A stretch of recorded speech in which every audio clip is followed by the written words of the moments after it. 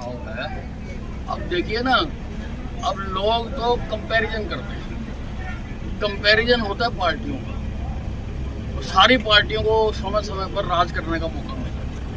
लोगों ने कांग्रेस का राज भी देखा है, लोगों ने यहाँ पर इनेलो का राज भी देखा है, और भारतीय जनता पार्टी का राज देखा है। और भारतीय जनता पार्टी जिस तरीके से सारे देश में, सारे प्रदेश में राजनीति कर रही है, राजनीति की दिशा मोड़ दी गई।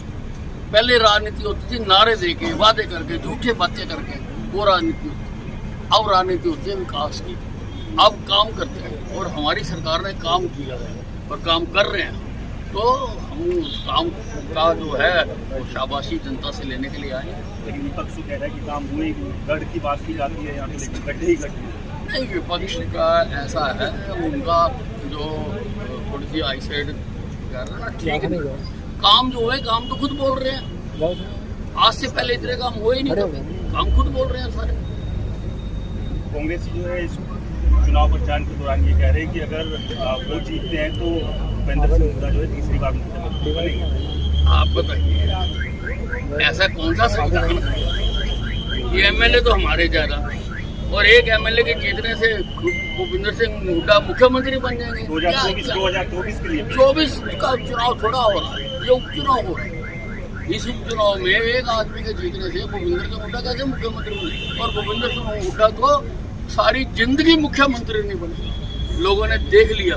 उसके लिए तो जेल का कमरा साफ किया जाएगा, वो तो वहाँ जाएगा, तो जनता के बीच में नहीं रहेगा। उसके जो केसेस चल रहे हैं अभी, वो अपने केसों से मुक्त। आम आदमी पार्टी के तमाम दावों के साथ 3 महीने में ही नतीजे फूट गए थे।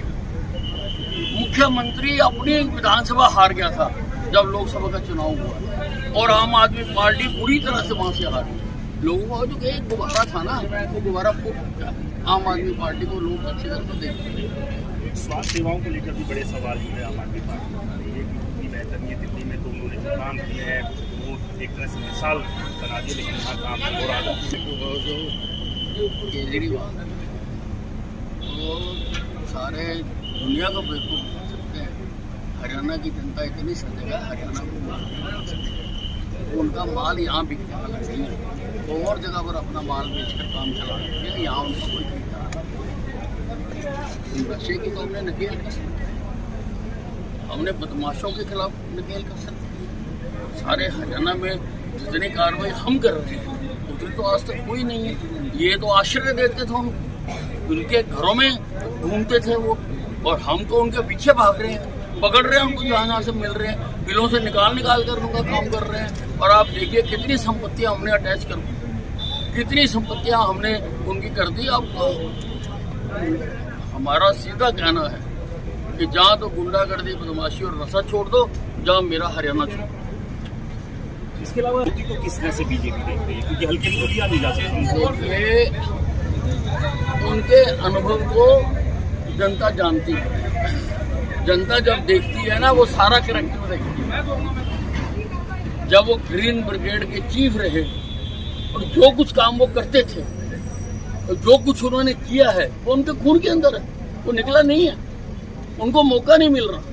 और आदमपुर की जनता इतनी सियानी है कि ऐसे आदमी को जो ग्रीन ब्रिगेड का बॉस रहा हो और जिसके जो समाचार छपा करते थे उसकी जो कामों के, ऐसे आदमी को कभी मौका नहीं देंगे। गुटबाजी का फायदा होगा तो दिन उसका डूबने का समय है।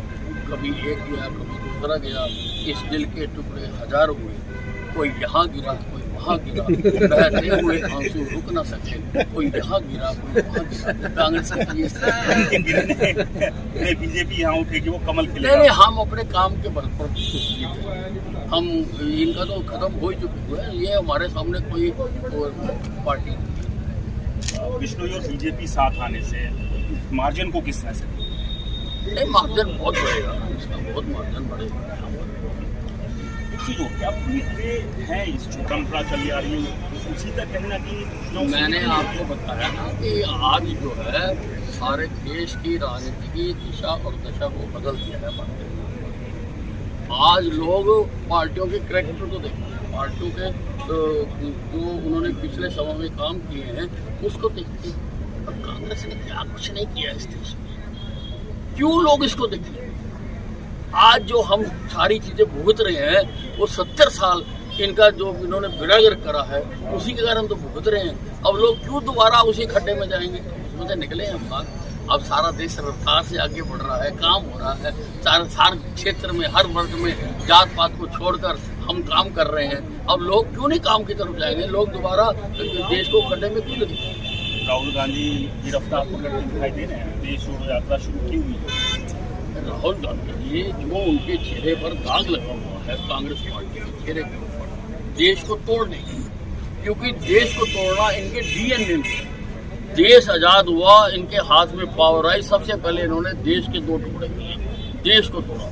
एक हिंदुस्तान, एक पाकिस्तान इन्होंने बनाया, और पाकिस्तान उस डिवीजन में कम से कम 2.5 करोड़ लोग विस्थापित हुए, कम से कम 1 लाख लोग मरे।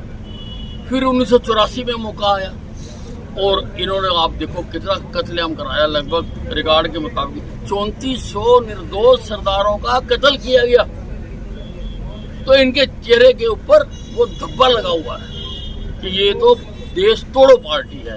अब ये कोशिश कर रहे हैं कि हम थोड़ी बहुत रेस लगा के वो धब्बा धो लें, और वो धब्बा धुलने वाला काफी आगे निकल। अब लोग बीजेपी के ऊपर विश्वास करते हैं। लोगों के बीच आप गए आदमपुर में, किस तरह का माहौल है? नहीं, पूरी तरह से मैंने आपको बता दिया, कई तरह से बता दिया कि लोग अब इनके जो गिमिक्स हैं पार्टियों में उसमें आने वाले नहीं। आखिरी सवाल, चुनौती किससे देख रहे हैं? हमारे लिए तो तीनों ही गिरे, इसलिए हम किसी को चुनौती नहीं मानते। बहुत बहुत शुक्रिया।